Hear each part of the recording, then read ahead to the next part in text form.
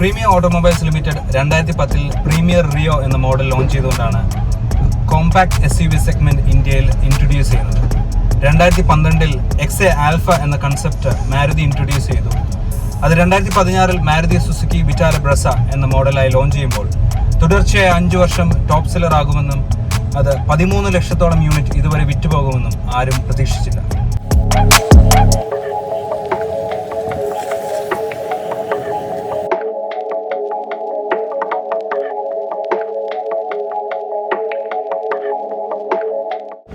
Sub compact SUV സെഗ്മെന്റിലെ one of the top പെർഫോമറായ മാരുതി ബ്രസയാണ് നമ്മോടൊപ്പം ഇന്നുള്ളത്.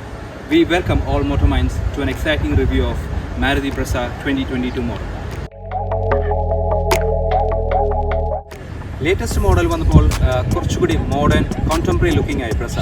അതായത് സ്ലീക്കർ, നിങ്ങൾ നോക്കുവാണെങ്കിൽ സ്ലീക്കർ ഹെഡ്ലൈറ്റ്സ്, സ്ലീക്കർ ഗ്രിൽ, പിന്നെ ഒരു അപ്രൈറ്റ് സ്റ്റാൻഡ്സ് ഉണ്ട്, അതുപോലെ ഒരു ഫോഗ് ലാമ്പ് ഏരിയ, പിന്നെ സ്കിഡ് പ്ലേറ്റ് ലൈക്ക് ഡിസൈൻ. ഇതെല്ലാം വന്നപ്പോൾ ഒരു വൈഡർ ഫീൽ, അതുപോലെ ഒരു SUV സ്റ്റാൻഡ്സ് കൂടുതലാണ്. ഈ മോഡൽ ബ്രസ പഴയതിനേക്കാളിലും കുറച്ച് വലുപ്പം കൂടിയതായിട്ട് ഒരു തോന്നൽ ഒറ്റ നോട്ടത്തിൽ നമുക്ക് തോന്നും. പക്ഷേ അങ്ങനെയല്ല, ഡയമെൻഷൻസ് എല്ലാം സെയിം ആണ്. ഹൈറ്റ് ഒരു 45 mm കൂടിയിട്ടുണ്ട് എന്ന് ചോദിച്ചാൽ. പിന്നെ നമുക്ക് ആ ഒരു വലുപ്പം തോന്നാനുള്ളൊരു കാരണം ഒരു SUVക്ക് വേണ്ടി, ഒരു SUV അപ്പീലിന് വേണ്ടി ഹെവി ക്ലാഡിങ്സ് കൊടുത്തിട്ടുണ്ട്. പ്ലാസ്റ്റിക് ക്ലാഡിങ്സ് ആണ്. പിന്നെ അതുപോലെ ഈ കോട്ട ഗ്ലാസ്, പഴയതിൽ ഈ കോട്ട ഗ്ലാസിൻ്റെ ഇവിടെ ഇത്രയും ഓപ്പൺ അല്ലായിരുന്നു, ഇത് ഇച്ചിരി വൈഡർ ആക്കിയിട്ടുണ്ട്.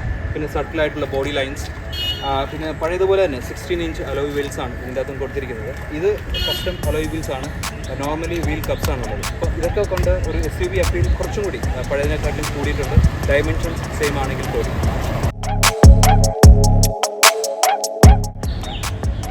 ഫ്രണ്ടിൽ പറഞ്ഞ പോലെ തന്നെ ഒരു സ്ലീക്ക് ഹെഡ്ലൈറ്റ്സ് ആണെങ്കിൽ ഇത് സ്ലീക്ക് ടെയിൽ ലൈറ്റ്സ് ആണ് ഇവിടെ കൊടുത്തിരിക്കുന്നത്. അതുപോലെ ബാഡ്ജിങ്ങും ഒരു സ്ലിമ്മർ ആയിട്ടുള്ള വൈഡർ ആയിട്ടുള്ള സ്റ്റാൻഡ്സിലാണ് ബാഡ്ജിങ്ങും ചെയ്തിരിക്കുന്നത്. അപ്പോൾ അതൊരു നീറ്റായിട്ട് ഈ രണ്ട് ടെയിൽ ലൈറ്റ്സിൻ്റെയും ഇടയിലായിട്ട് കൊടുത്തിട്ടുണ്ട്.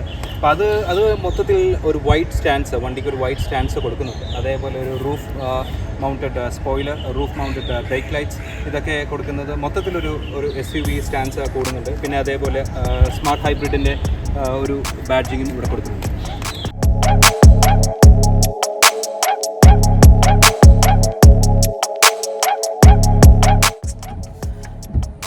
നമുക്ക് ഇൻറ്റീരിയർ ഫീച്ചേഴ്സ് അല്ലെങ്കിൽ ഡിസൈൻ ഫീച്ചേഴ്സ് എന്തൊക്കെയാണെന്ന് നോക്കാം. സോ ഇവിടെ നോക്കുവാണെങ്കിൽ ഒരു ലെയേർഡ് ഡാഷ്ബോർഡ് ഡിസൈനാണ് മാരുതി ഈ മോഡൽ ബ്രസയിൽ കൊടുത്തിരിക്കുന്നത്. സോ പഴയ മോഡലിൽ ഒരു പ്ലെയിൻ ആൻഡ് ബോറിംഗ് ഡിസൈൻ ആണെന്ന് വേണമെങ്കിൽ നമുക്ക് പറയാം. പക്ഷേ ഒരു പ്രാക്ടിക്കാലിറ്റി ഒരു ഫീച്ചർ ഉണ്ടായിരുന്നു പറഞ്ഞാൽ 2 ഗ്ലൗ ബോക്സ് ഉണ്ടായിരുന്നു. ഇവിടെ മേളിലും ഇവിടെ താഴെയായിട്ട് 2 ഗ്ലൗ ബോക്സ് ഉണ്ടായിരുന്നു. പക്ഷേ ഇവിടെ വന്നപ്പോൾ അതില്ല. പക്ഷെ ഒരു ലെയർഡ്, ഒരു ഡിഫറെൻറ്റ് കളർ കോമ്പിനേഷൻസ്, ഒരു ടെക്സ്ചേർഡ് പ്ലാസ്റ്റിക് ഡിസൈൻ അങ്ങനെയൊക്കെ ഇൻസേർട്ട് ചെയ്തിട്ടുള്ള ഒരു ബ്യൂട്ടിഫുൾ ഡിസൈനാണ് കൊടുത്തിരിക്കുന്നത്. പിന്നെ ഇതൊരു ന്യൂ അഡീഷൻ ആണ്. ഒരു 7 ഇഞ്ച് ഇൻഫർടൈൻമെന്റ് സ്ക്രീൻ ആണ് VXi മോഡലിൽ. ZXi വരുമ്പോൾ ഒരു 9 ഇഞ്ച് ഇൻഫർടൈൻമെന്റ് സ്ക്രീൻ കൊടുത്തിട്ടുണ്ട്. താഴോട്ട് വരുമ്പോൾ HVAC കൺട്രോൾസ് എന്ന് പറയുന്ന ഒരു ടോഗിൾ സ്വിച്ചസ് ആണ് കൊടുത്തിരിക്കുന്നത്. So that is beauty to look at. And AC എല്ലാത്തിനും ഫിസിക്കൽ കൺട്രോൾസ് ഉണ്ട്. സോ നമുക്ക് ഇന്ന് കാറുകളിൽ മിസ് ചെയ്യുന്ന ഒരു ഫീച്ചറാണത്. And that is one good thing about this car. And ഇങ്ങോട്ട് വന്നു കഴിയുമ്പോൾ ടിപ്പിക്കൽ മാരുതിയിൽ ഇപ്പോഴുള്ള മാരുതിയുടെ ഒരു ടിപ്പിക്കൽ സ്റ്റിയറിംഗ് വീൽസ് ആണ് ഇതിൻ്റെ അകത്തുള്ളത്. ആൻഡ് അത് യൂസ് ചെയ്യാനും ഒരു ഷോർട്ടർ സ്റ്റിയറിംഗ് ആണ്, ലൈറ്ററാണ്. സോ യൂസ് ചെയ്യാൻ വളരെ ഈസിയാണ്. പക്ഷേ ഒരു പ്രശ്നമുള്ളത് ഇപ്പോഴും ആ ഒരു സെൽഫ് സെൻറ്ററിങ് ഫീച്ചർ ഇപ്പോഴും ഇല്ല, നമ്മൾ തിരിച്ച് കൊണ്ടുവരണം. പക്ഷേ ലൈറ്റർ സ്റ്റിയറിംഗ് ആയതുകൊണ്ട് വലിയ പ്രശ്നം വരുന്നില്ല പഴയതിനെ അപേക്ഷിച്ച്. ആൻഡ് ഇൻസ്ട്രുമെന്റ് ക്ലസ്റ്റർ നോക്കുവാണെങ്കിൽ ഈ മോഡലിൽ അനലോഗ് ക്ലസ്റ്റർ ആണ്. അതിൽ നടുക്കായിട്ടൊരു ഒരു ഡിജിറ്റൽ ഒരു ക്ലസ്റ്റർ കൊടുത്തിട്ടുണ്ട്. അതിൽ അത്യാവശ്യം വേണ്ട ഫീച്ചേഴ്സ്, അത്യാവശ്യം വേണ്ട സിമ്പിൾസ് ആൻഡ് കാര്യങ്ങളെല്ലാം തന്നെ അതിൽ കൊടുത്തിട്ടുണ്ട്. ഒരു 5 സ്പീഡ് മാനുവൽ ഗിയർ ബോക്സ് ആണ് ഈ വണ്ടിയിലുള്ളത്. അതുപോലെ ഒരു ഓട്ടോമാറ്റിക് ഗിയർ ബോക്സിന്റെ ഓപ്ഷനും ബ്രസയിൽ മാരുതി കൊടുത്തിട്ടുണ്ട്. ഇനി നമുക്ക് സ്റ്റോറേജിന്റെ കാര്യം നോക്കുവാണെങ്കിൽ ഇവിടെ മൊബൈൽ ഒക്കെ വെക്കാനൊക്കെ ആയിട്ടുള്ള ഒരു സ്റ്റോറേജ് ഉണ്ട്. അതുപോലെ ഇവിടെ നമുക്ക് കോയിൻസോ അതുപോലെ എന്തെങ്കിലുമൊക്കെ കീയോ എന്തെങ്കിലുമൊക്കെ വെക്കാനുള്ള ഒരു സ്റ്റോറേജ് ഉണ്ട്, ചെറിയ സ്റ്റോറേജ്. കപ്പ് ഹോൾഡേഴ്സ് ഉണ്ട് ഇവിടെ. പിന്നെ ഡോറിന്റെ പോക്കറ്റ്സ് ആണെങ്കിലും 1 ലിറ്റർ ബോട്ടിലൊക്കെ സുഖമായിട്ട് വെക്കാവുന്ന ഡോർ പോക്കറ്റ്സ് ആണ് എല്ലാ 4 സൈഡിലും 4 ഡോറിലും കൊടുത്തിരിക്കുന്നത്. സോ അത്യാവശ്യം പ്രാക്ടിക്കലി ആണ്. പിന്നെ ഇവിടെ ചെറിയ ഒരു ഹയർ വേരിയൻസിൽ ഒരു ആംബ്രസ്റ്റ് ഉണ്ട്. പക്ഷേ ഇതിൽ VXi മോഡലിൽ ചെറിയൊരു സ്റ്റോറേജ് ഏരിയ ഇവിടെയും കൊടുത്തിട്ടുണ്ട്. So that's the storage.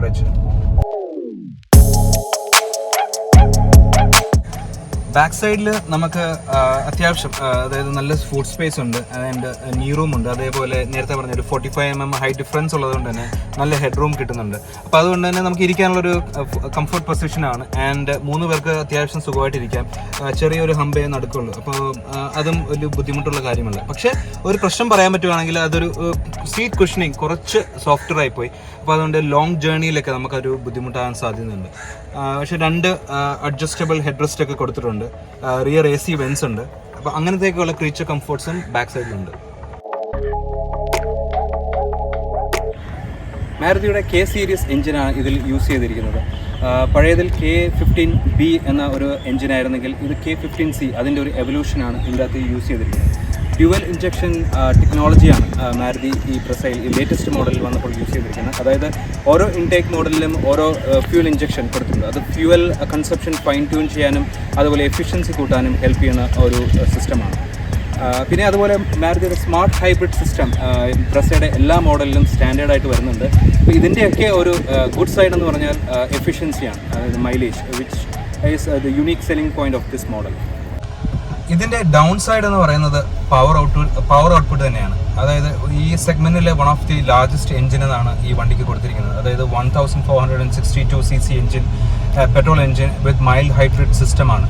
പക്ഷേ ഇതിൻ്റെ പവർ ഔട്ട്പുട്ട് എന്ന് പറയുന്നത് 103 bhp ആൻഡ് 138 Nm ഓഫ് ടോർക്കാണ് കൊടുത്തിരിക്കുന്നത്. സോ ഒരു പവർ കുറച്ചുകൂടി ആകാം എന്ന് നമുക്ക് തോന്നും. സെഗ്മെന്റിൽ ലാർജർ എഞ്ചിന്റെ ഒരു അഡ്വാൻറ്റേജ് എന്ന് പറയുന്നത് ഈസി സിറ്റി ഡ്രൈവിംഗ് ആണ്.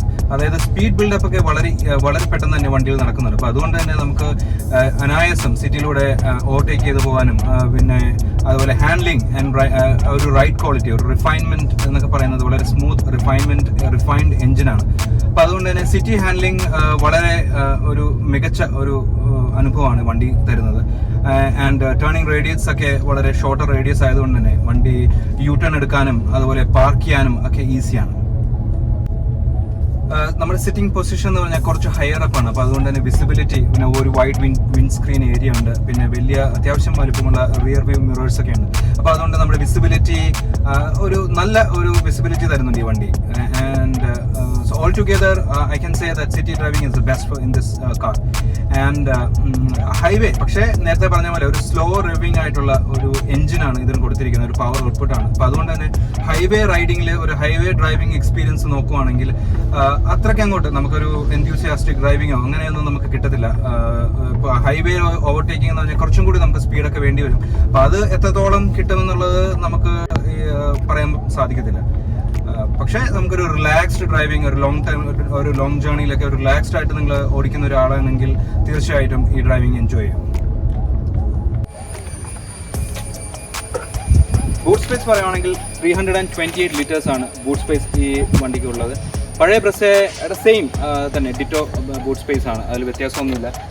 പിന്നെ കുറച്ച് നിപ്പിക്കിംഗ് പറയുകയാണെങ്കിൽ ഇവിടെ ഈ ഒരു പോർഷൻ എന്ന് പറയുന്നത് കഴിഞ്ഞതിൽ ബിൽഡ് ക്വാളിറ്റി നോക്കുവാണെങ്കിൽ കഴിഞ്ഞ കുറച്ചുകൂടി വെയിറ്റ് ഹാൻഡിൽ ചെയ്യുന്ന ഒരു പീസായിരുന്നു ഇത് കൊടുത്തിരുന്നത്. പക്ഷേ ഇവിടെ അതല്ല, കുറച്ച് വെയിറ്റ് ഒക്കെ കൂടുതൽ വരുവാണെങ്കിൽ ഇതിനൊരു ഡാമേജ് സംഭവിക്കുമെന്ന് നമുക്ക് തോന്നിപ്പോകും. പിന്നെ ഒരു ഗുഡ് പോയിന്റ് പറയുകയാണെങ്കിൽ ഒരു ഫുൾ സൈസ് സ്പെയർ വീൽ ഇവിടെ താഴെ കൊടുത്തിട്ടുണ്ട്. So that is a good thing. സേഫ്റ്റിയുടെ കാര്യം പറയുകയാണെങ്കിൽ മാരുതിയുടെ one of the first cars to score 4 stars in the crash test ആണ് പഴയ മാരുതി ബ്രസ. അപ്പോൾ കുറച്ചുകൂടി ബെറ്റർ ഷീറ്റ് മെറ്റലൊക്കെ ആയതുകൊണ്ട് തന്നെ നമുക്ക് ആ ഒരു ക്രാഷ് ടെസ്റ്റ് ഇതുവരെ നടത്തിയിട്ടില്ല. പക്ഷേ കുറച്ചുകൂടി നമുക്ക് സേഫ്റ്റി നമുക്ക് പ്രതീക്ഷിക്കാം. പിന്നെ അതേപോലെ തന്നെ കുറേ കൂടി സേഫ്റ്റി കിറ്റ്സ് സ്റ്റാൻഡേർഡ് ആയിട്ട് തന്നെ വണ്ടി മാരുതി കൊടുക്കുന്നുണ്ട്. അപ്പോൾ നിങ്ങൾക്ക് നല്ല ഒരു സിറ്റി ഡ്രൈവിംഗ്, റിഫൈൻഡ് എൻജിൻ, അതേപോലെ മാരുതി സുസുക്കിയുടെ സർവീസ് കൺവീനിയൻസ് ഇതൊക്കെ നോക്കുകയാണെങ്കിൽ ഒരു സബ് കോമ്പാക്ട് SUV നിങ്ങൾ മേടിക്കാൻ ഉദ്ദേശിക്കുന്നുണ്ടെങ്കിൽ തീർച്ചയായും കൺസിഡർ ചെയ്യാൻ സാധിക്കുന്ന ഒരു വണ്ടിയാണ്.